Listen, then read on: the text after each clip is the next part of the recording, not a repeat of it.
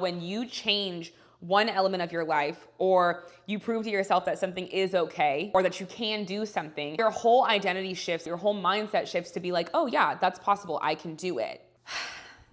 Oh, I feel a little uncomfortable recording this right now because I just moved into my apartment and I don't have a lot of furniture. My voice is echoing all throughout, so I can't wait for my furniture to get here so that I can talk without feeling like the entire building can hear me. But I moved into this place thinking that I would get in here and immediately set up camp, feel super settled, feel comfortable, and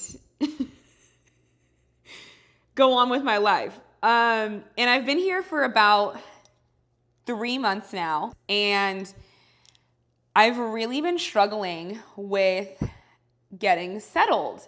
And I've even found myself looking at other apartments, like maybe I should move, like maybe I'm not settled because this isn't where I'm supposed to be, and like this isn't the right apartment, and I need a better view, or I need a different layout, or whatever. Mind you, I came from a 1-bedroom apartment that was very small. It was nice. It was really nice. I love that apartment. But it was a 1-bedroom and I really wanted more space. This place is literally twice the size of my last place. And I was so excited when I moved in that I'm trying to figure out like how did I go from being so excited and feeling like, okay, this is the spot. Like I love the location. I love the building. I love the people here. I'm gonna stay here until I can afford to double this and get like a 2-story loft penthouse situation. Like how did I go from that to feeling so unsettled that I'm literally looking at moving again? And my stuff is still in boxes, partly because furniture shipping is delayed and I can't really put too much stuff away. But I'm like, I realized I was scared to unpack. Like each time I go to unpack a box, I have this like feeling in my chest that it's like, don't do it. Don't do it, it's not safe. Keep the stuff in the boxes just in case you need to move. I am so averse to change. Like I was in my last place for 7 years. I don't know anybody that has stayed in a freaking apartment that long at this age. I'm 34. I was in that place from 25 to 34. Oh my God, 10 years. Oh my God. I was in that apartment for basically 10 years. But I think what's happening is I am feeling an extreme resistance to change. Like I pulled the trigger. I kind of did this impulsively. I wasn't really planning on moving. This was like a very impulsive decision. I pulled the trigger, I moved, and it all happened in a matter of a week. Like literally in a matter of a week, I saw the place. I was like, I gotta get it. I hired the moving companies. I actually had to push the moving date back because I was so scared to move that I didn't pack the night before the movers were supposed to come. I could not physically bring myself to pack because I was that scared to let go of my current place and move into a new one, and upgrade my life, to give myself a better life. I was so terrified. I just kept thinking like, oh my God, what if I can't afford it? And for context, my last place was $1,400 less in rent. So this place is $1,400 more than the last place, which obviously is this very steep jump. So I was like, oh my God, I don't know if I can afford it. What if I want to move back? I even went so far as to try to find somebody to sublet my last place in the event that I changed my mind and wanted to move back because I couldn't afford it, or I was scared, or I didn't like it, or whatever. And it's so wild to me to think that, because now that I'm here, and even though I'm not like fully situated, like this is the only part of my apartment that looks cute right now, which is why all my videos will be here for the foreseeable future. Now that I'm in this space, I literally cannot fathom going back to my old apartment. Like I cannot fathom going back. And it's wild because that's a huge mindset shift. Like that's a huge mindset shift to go in a matter of 2 months. 2 months to go from, I don't know if I'm ready to move out. I'm terrified of moving out. Maybe I can find someone to sublet this to keep it just in case I want to move back. To now being in this place, not only feeling like, oh, I'm never going back, but now feeling like, oh, maybe I'm ready to upgrade again. Like I'm already looking, like as I'm saying, like I'm looking at places, maybe I want to move again. These places are not the same price as this. These places are twice as much as this. And I think that says a lot about how powerful our minds are, and how when you change one element of your life, or you prove to yourself that something is okay, or that you can do something, how your whole identity shifts, how your whole mindset shifts to be like, oh yeah, that's possible, I can do it. And the more times you prove to yourself that you can do something, the more that your brain has to anchor on to tell you, okay, yes, I can do this again in the future. I'm like struggling to collect my train of thought because I have two paths of thought going on right now. On the one hand, it's the path of thought of how changing a position in your life or upgrading some element of your life or your circumstances forces you to upgrade the rest of your life. And it forces you to change your mindset, and it shifts your perspective into a new standard of living. This is like one thought that I have going on right now. And then the second train of thought is how we trick ourselves into feeling like we're not ready for something, or it's not safe to grow, or it's not safe to take the risk, and how that really holds us back. So I'm gonna talk about both. Let's start with the second one. I'm somebody that's very averse to change. I am a huge believer in the devil you know is better than the one that you don't. Like, if my situation is okay, I'm probably gonna stay in it until I'm literally screaming inside that, hey, you deserve more, you need to move. I think I get very caught up in feeling like each decision is life or death. Like each decision holds so much weight, and feeling like there are right and wrong decisions, which is why I actually have printed out on my wall, it says, we make decisions and then we make them right. Because really there is no right or wrong decision. But our brains feel so unsafe taking that risk to step out of our comfort zone and to put us in a new situation and to make a decision to go into a new situation. Because when you're in a situation, you feel like, I have this figured out. You know you're not being harmed. And our brains are wired to keep us safe and to prevent us from harm. So if you're in a situation and you know it's not the best for you, but you also know it's not bad, your brain is very likely going to try to keep you in that position because it knows, hey, no harm is coming to me right now. I'm safe right now. When in reality, that mentality is sabotaging your growth. It's sabotaging your progress. It's keeping you from getting where you want to go because there is no growth without discomfort. There is no growth without risk. You cannot get to where you are going without stepping outside of your comfort zone. Every single thing learning to walk was uncomfortable. When you're a baby, you don't just stand up and walk. You fall until you eventually get it right. You're learning how to write. Your writing looks horrible until it eventually starts to look good. Like every single thing we've done in life, even from the very, very basic things, there is a risk of harm or being bad or being worse off than you are, right? Because if you're trying a new skill, you don't know that you're bad at it yet. You don't have to face the reality that I'm not good at this until you actually do it. So whether it's something that's an ego bruise that you're avoiding and the feeling of, oh, I'm not good at this, or whether it's actual harm that you're avoiding in terms of, oh, I don't know if changing will make me worse off, feeding into that and allowing that to actually control you and stop you is always going to hinder your progress. You're never going to get to where you want to go because at the end of the day, cliche saying, but in order to get something you've never had, you have to do something you've never done, which is scary. It's very scary and it's very hard. And I really feel like people downplay how scary it is and just how strong that internal battle can be. Like moving apartments is something that seems so basic, but I can't even explain to you how panicked I was in making the decision and how panicked I still am not feeling settled in my new spot. And I'm wondering like, how long is it gonna take me to feel safe? Like how long is it gonna take me to feel like, okay, this is my place. I can relax. I can feel safe. I'm good here. I don't have to uproot myself again. Like I can put down roots and make a home here. Like how long is it gonna take me to feel that way? I don't know. I'm telling myself once my furniture gets here. Maybe once I get a bed frame and I'm not sleeping on the floor, I will feel that way. But that feeling of unsettledness is the feeling that we are avoiding.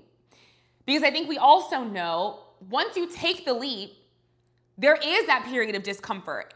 That period of discomfort is part of the adjustment period, and that period doesn't just go away. And that period of discomfort is going to be there with every single change that you make in your life. I love the example of taking on a new job. So every new job that I've had, I was horrible at.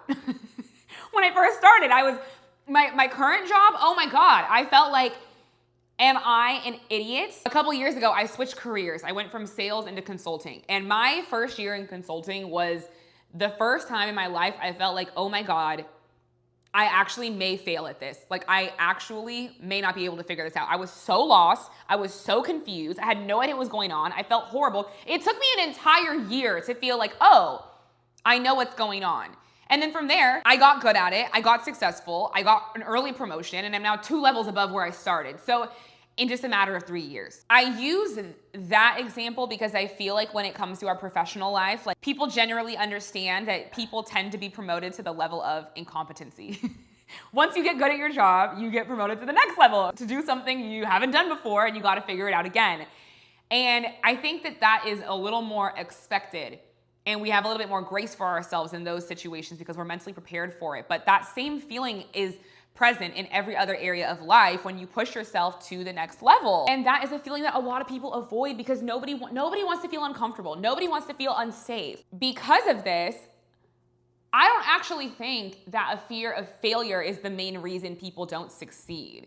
The main reason people don't succeed is because they are afraid of that adjustment period. They are afraid of the growth period that needs to happen in order to become who they really want to be, because it's unavoidable. It is a period of great discomfort that you can't escape. And that's a part of life. And if you want to be successful, you're going to have to learn to embrace that feeling. And the quicker that you realize, the more you embrace that feeling, the more often you embrace that feeling, and the quicker you accept, I'm going to be uncomfortable, the quicker you're going to get to where you want to go, because the quicker you're gonna feel comfortable taking action. You're gonna be more comfortable taking action sooner because you know that you're signing up for discomfort along the process. If you wanna live a life that is just comfortable and pleasant, you're never gonna grow. You're never gonna succeed because the only way to get there is to go through the period of discomfort. So you have to get comfortable in the discomfort, because that is a part of life. That is a part of the journey. That is a part of getting to where you want to go. And the wild thing about that is once you get used to embracing it, it comes easier, and it also triggers you to want to upgrade other parts in your life. So back to train of thought number 1. Once you do take the leap, your normal changes, right? So like when you're in your original position, you have your certain level of normal. Whatever is around you, your circumstances, the people that you're around, what's going on in your life, that is your normal. When you decide, okay, I don't want this to be my normal anymore, I'm gonna change my normal, and you change it to be something that's more elevated, so you're going from here to here, you just upgraded your normal, this becomes your new normal very quickly. And even though there's still that growth and adjustment period where you feel uncomfortable, you also immediately realize, oh, I'm not going back. There's no way I'm going to go back, because the mindset shift that it takes to actually take the leap, to actually go from, okay, I'm here and I want to be here and I'm going to do it, is such a commitment in your mind that once you get there, you have become a new version of yourself. You have evolved beyond Kayla that was right here, and I am now Kayla that's right here. And Kayla that's right here does not accept what Kayla that was right here accepted. You cannot go backwards. You are now evolving into this new version of yourself. You're this new version of yourself who has a different perspective, a different expectation of what normal is. And once you get comfortable in this version, then you're gonna eventually start to feel that push to go to the next version. But what's interesting is because that fear exists, and because it is so scary to evolve from one version to the next, a lot of times we stay in one version until we are screaming inside to move to the next version. Like, you may be thinking about like, okay, it's time to take a move, it's time to make progress, but you won't actually take it until you feel this huge push. Like, you will get to a point where there is a giant swing of momentum. You feel momentum that is telling you it's time to move. It's time to go. The risk of pushing myself and dealing with that discomfort or potential failure or whatever is better than the risk of staying here. Another saying, I think it was like, the day came where it was more painful to stay closed as a tight bud than it was to bloom, something like that. But that is very true. You will get to a point where it starts to feel so uncomfortable to stay where you are at. You feel like you are physically being held down. And when you feel that, it's so important that you act on that and that you move on that, because that is the momentum that is pushing you to say, hey, get over this fear, take this leap, and get to the next spot. And once you get to the next spot, no matter how much discomfort you feel, you are not going to go back. You are not going to go back. You are going to be looking like, oh my God, I did it. Okay, how do I figure this out? I'm here.